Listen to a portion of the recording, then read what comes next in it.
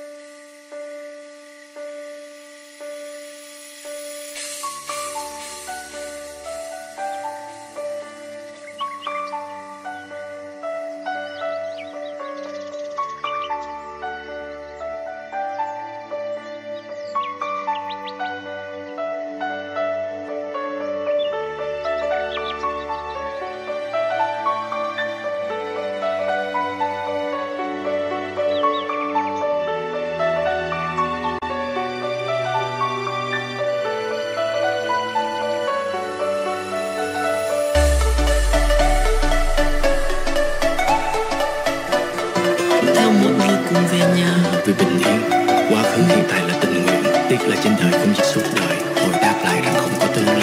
Khi một ngày tôi mình nhạt nhòa